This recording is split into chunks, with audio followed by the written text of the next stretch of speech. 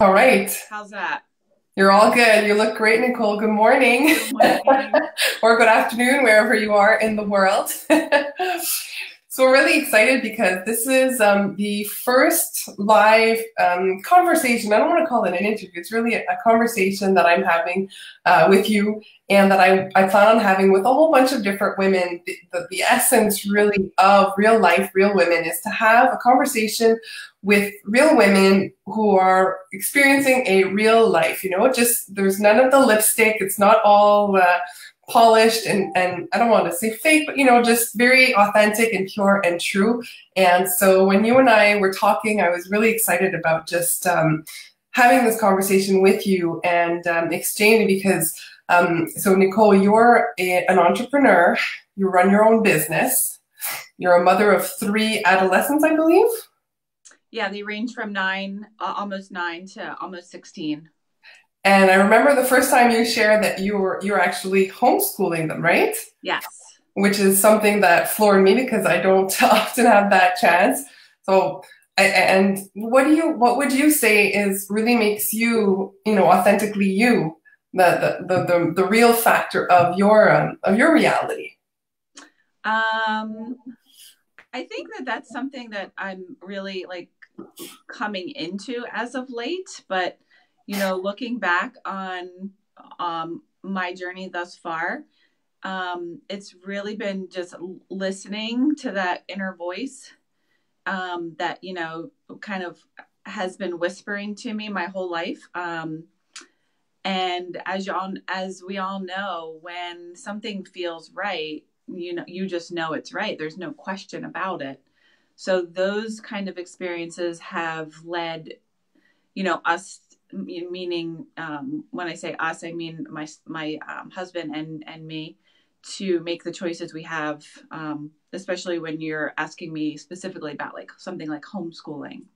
Yes, yeah, and it's, I think that's such a good point that you raised about listening to that voice because I think as when we're kids, we're taught really young, no, that's not how it should be, or don't think that way, or don't say that, or and so being able to really be in your heart and say, this feels right to me, and this is the road that we're going to take, right? Yeah, and there's such an obvious difference and this is something that's definitely taken practice for me, but there's such an obvious difference when you are coming from the mind versus the heart. And it's, once sometimes you can get so caught up in your head. When I say you, I mean me. Mm-hmm. Oh, me too. Getting caught so much in my head about what's the best thing to do and this and that. But when deep inside, when it comes from the heart, there is no question. You just know deeply on a deep level. Yeah. Absolutely. It's yeah. I know exactly what you mean. And it's, I think it's what's so fun is that, we met over a year ago. We met on a retreat up in Saint-Sauveur, which is in Quebec, Canada. And you're all the way, if I'm not mistaken, in Pennsylvania, Yes. in the US. Yeah. And we met, we connected, and it was just such a beautiful experience. And you and I were actually exchanging not that long ago. So, but before I actually even go there, so the retreat was hosted by Boleyn Art Wisdom, and I think that was the first time that you really met Sylvia and Barnard, and experienced what it is that the magic that they bring into our lives. And so we met and we had that retreat, and now, we're almost a year later, and was curious to see, we were talking about that. And I remember you saying, well, I don't feel like there's a whole lot that's changed. And then you start, well, wait a minute. Do you right. You want to share a bit of the awarenesses that you realize, like, oh, wait a minute, this changed, and this, like, you don't have to go into detail, but just give a bit of, top level changes that have in your life. Yeah. So I think the biggest thing that's changed for me is that I'm definitely way more aware of, as Sylvie says, taking the journey from the head to the heart. I'm way more aware of my mind being, like running the show versus my heart really, running the show. And not that they don't, not that my mind isn't useful. It's very useful. It's just, I think that it's, for me, a way easier approach to life, being able to really tune into what my heart is asking for. Yeah, so that's really been the biggest difference in the last year. So much of my decision making and goals and all of that was so mind focused, and it became, it got to a point where it was just overwhelming, with all of the constant just like barrage of thinking, overanalyzing. Yes, thank you. Thinking like, what if this, what if that, and planning all the different scenarios, and how am I going to react if this happens or that, or what am I going to do if this or that? Oh my gosh, constant, incessant. And then it just got to a point where it like boiled over like a volcano. Yeah. That point where, there's just kind of like a turn of events for me, deciding where, like which path I wanted to take. And so not only making that journey, more so toward my heart, but also, being able to come and really feel into the space of that heaviness, because for me, that really brought a ton of heaviness, and welcoming in way more ease into my life has been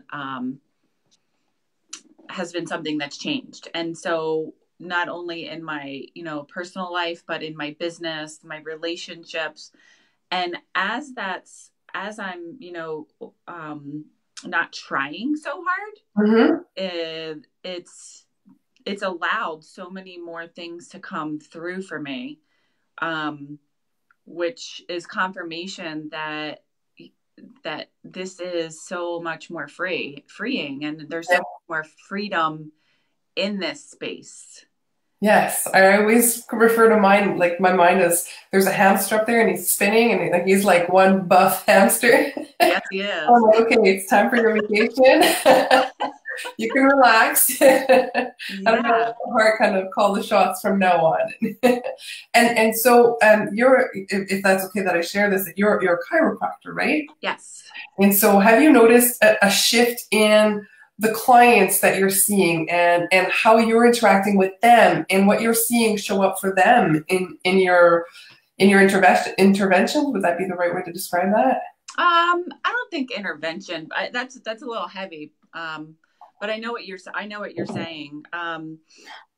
I've always been so grateful of the people that come into my office and allow me to take care of them. They're all, so wonderful. And I feel completely humbled by the fact that they're coming to me for assistance in the way that they are.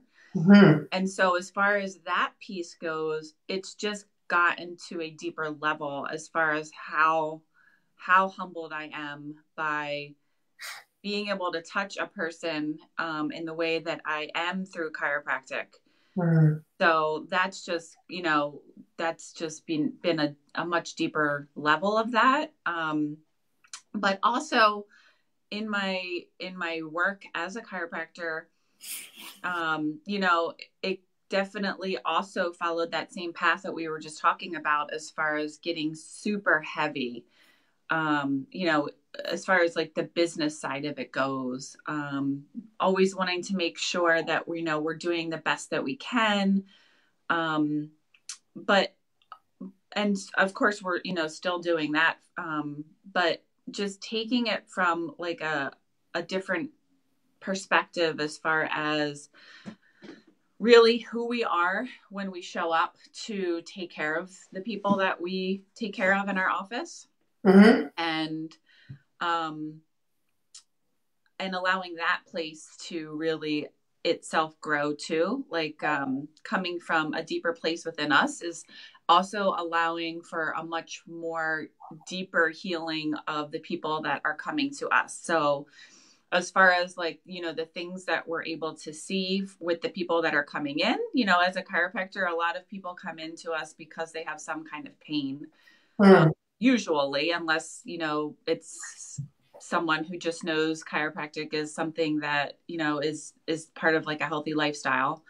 But the people that are coming in are having tremendous shifts in, you know, just their overall physical, mental, emotional health.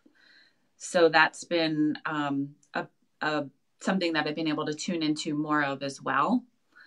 That's amazing. Yeah. You were sharing also, even in your life, you'd seen a lot of, at first they seem subtle, and then you kind of, you know, do the math and say, wow, you know, since I've really allowed that space where I'm not judging myself, I'm not, you know, trying to plan, I'm not trying to control everything. I know that for me, control had always been a really big thing. And so letting go of the control and just letting, you know, the universe kind of take care of the magic for you, I've found that it's really shifted a lot of things where it's not so exhausting. Yeah. You just kind of relax into things and let things just show up for you. Has that been something that you've also experienced? Yes. So, you know, the control piece is, I think, you know, something that we all are instinctively trying, you know, just we're just all there as like, it's almost like it's a part of like our survival to try to control every detail in our life. Like, gosh, so many things. And it's almost like, you know, wasn't completely aware of how we're trying to control, I'm trying to control every detail of my life. But and it's really almost taking the journey back to being a child again for me, where, you know, there's a lot more play involved and wonder as far as, okay, well, I'm just going to go with the flow and, you know, allowing in more fluidity and, really trusting. And I've always had this firm core belief that everything is perfect. And I kind of like strayed from that. Maybe not, strayed from it, more so than I had as a kid. And now it's like I said, I'm coming back into that knowing and that belief that, you know, I can trust in what's happening, and everything really is working out for me. It really is. Yeah, not like from the ego, you know, but from the deep trust that this is all going to be okay. And no matter what, I found anyways, no matter what life kind of throws at you, you're able to just kind of not be so reactive and not be so like, oh my God, this is the end of the world kind of thing. And you kind of roll with things. It's smoother, and it's not, you don't take things so personally, I think. Yes. And you know, just reconnecting to that joy. And I wanted to touch on joy for a few different reasons. Because I remember, I think I'll never forget during the retreat that we had shared together at one point. So each of us has a unique gift, right? Right. And I strayed from mine for the longest time, where, you know, mine is kind of the gentleness, the kindness, the softness of where I was at the other extreme. I was riding motorcycles and I was boxing and I was a tomboy, and, you know, I really wanted to show everybody how tough I was. So allowing that unique gift to really emanate has shifted things like incredibly for me. And I remember your surprise when you learned that your unique gift is joy. Yeah. And this month with Boleyn Art Wisdom, they've got this beautiful project that you're also a part of, where it's the Plenitude effect and women of the world. And I thought, how funny, how fitting that this month the focus is on joy. Yeah, I didn't even put that together, but yeah, that is cool. And when you smile and you just light up and you express joy, just like in the movie Inside Out. Oh, right. Yeah. Yes. I knew I liked her. Everybody loves her. She's just always so happy. And do you feel that, how did you like kind of integrate that into your life? Let's say, you know, joy, I would say, not just like as a monthly theme for this project that's really a whole lot of fun, but also just with you and joy. Yeah. So originally it felt really heavy for me. Like it was like I was in my mind about it. Like, well, you know, I have to be able to feel this all the time, or I was putting all this pressure on myself with it. And then I was, you know, able to realize that, gosh, there's, you know, when I just take a moment to be quiet or still, I can feel it. It's usually very easy for me to feel inside. And that's actually a lot of the times how I know that something is, you know, right, when I feel that inside. Sylvia just commented, just said, so very true. She says, you're lighting up so much through your smile and your laughter. Oh, yay. And you know what I found also, and you may have experienced something very similar, is when we talk about the plenitude effect, and you know, feeling just in plenitude regardless of what's going on in your life. And I know that I've found that by connecting to that unique gift and by, you know, just being in that quality of presence and emanating that of who I am, I feel like there's so much plenitude, and I'm guessing that it must be the same for you when it comes to joy. Yeah, absolutely. So for me, there has to be like that, like I have to have a commitment to myself to, to take that quiet time, because in the past have had a tendency to just go, like almost like a police dog, like just like you said, busy, like you said, that hamster on that buff hamster. I feel like a police dog almost. Looking around. What's that? Yeah. I could just see the dog running around and you're like, dude, just relax. Yes. So yeah, for me, it's been key for me to be able to relax, to tap into that. And to just like take a step back and, you know, like be the witness of, you know, all of the things, and then allow it and welcome it in knowing that it is truly perfect. That's beautiful. That's so well said. Thank you. Now a year later, like we talked about, you and I actually are both now ambassadors for Boleyn Art Wisdom. It's made such a difference, I think, in both of our lives. And so I think it's a great opportunity to invite all women of the world to join the project that's going on right now, which is called the Plenitude Effect and Women of the World. And each month there's a different theme. Each week there are different messages and things to kind of focus on. And I find that it's kind of crazy how, you know, you'll have a focus during that month, and then that week we have an invitation to just, you know, practice something, and there's always something that you're seeing. I don't know if you've kind of had that experience as well in your life so far with this fun project. Oh yeah, absolutely. I really like how, you know, it's that reminder for me. It is, huh? Yeah, that it's that reminder to be still and to connect with myself, because it allows like that heart to come through, which you know, you can feel all of those. For me, I wasn't like allowing myself to feel, you know, because it kind of got in the way of my, you know, determination to get it done, and check it off the list. I can't be still. I'm wasting time. There's things to do, people to see. I gotta move. Yes, totally. So it's been a great, just in my life, okay, I'm going to sit down and take this time for me, or connect with these other women that are, you know, when I read the comments, I'm able to really feel what they're feeling in a way. I'm sure you've probably had that. Sometimes. What's that? sometimes you don't feel so alone because like, oh, I thought I was the only one experiencing something like that or feeling that. Oh yeah, that's been huge for me too. Like I was, yeah, the community has been a great, um, remembrance that we're not alone.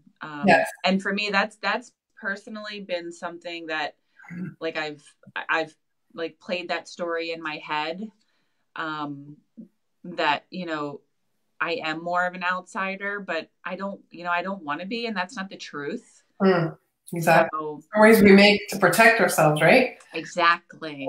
Those are the stories that we'll create. And so I'm glad to hear that that's the impact that it's had on you. And we'll share the links later on in the same post. And I'm sure you'll share this video as well, so you can share your link there as well to join that project. And then quickly, there's also a brand new not project, but a program that's coming out for everyone, not just women. Yeah.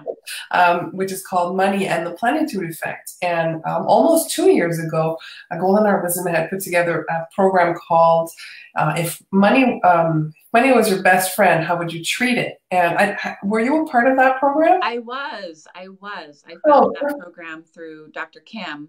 There you go. Yeah. And totally loved it. Couldn't really wrap my mind around a lot of it, but it definitely, using the word, resonated with me on such a deep level. Yes. So I'm super excited for this new program, how they're combining. Exactly. Yeah. And bring together like I think the best of that program where, I don't know about you, I grew up with my dad's, you think that when I go to the bathroom, money comes out, or I'm growing on trees. Oh yeah. So we grow up with those things thinking, money is scarce and I have to fight for it and I got to do this, do that. So seeing it as your best friend, you're like, wait a minute, that's a whole mind shift. Oh, yeah. Such a shift for me. Like whenever I take out my card to pay for something, it just send, oh my gosh, like, thank you, best friend, or, and it really does make such a difference. It's not so heavy. Yes. Even when like I look at my bank account or any, Sylvia calls it units of pure love as far as money goes. So it's so true. How amazing is it as a parent to be able to, my 4-year-old, he'll see money, mommy, look, units of pure love. Yes. People look at him and go, what?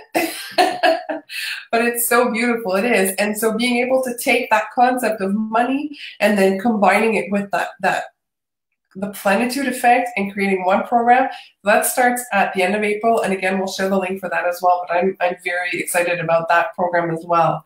Yeah, that's going to be powerful. And I'm just so excited and so in awe of who you are and who you've allowed yourself to flourish and bloom and just kind of, peel away the layers that weren't you and to just emanate joy and to be who you are. So thank you. Thank you for doing that, and thank you for sharing in authenticity. I know it's not always easy for you to share, and to be out there and have people see what you're sharing and being. But thank you for all of that, and thank you for joining me today. Yeah, well, thank you, Cindy, for making it easy and soft. Yes, there you go. So we'll connect again with these different programs that are coming up. We'll still keep keep connecting through this Plenitude Effect and Women of the World project. Anyone who wants to join us, we'd love to have you. And have an amazing rest of your day on Sunday. Okay, you too. Happy St. Patrick's Day up there. Yes, happy St. Patrick's Day. Awesome. Take care. All right, see ya. Bye-bye.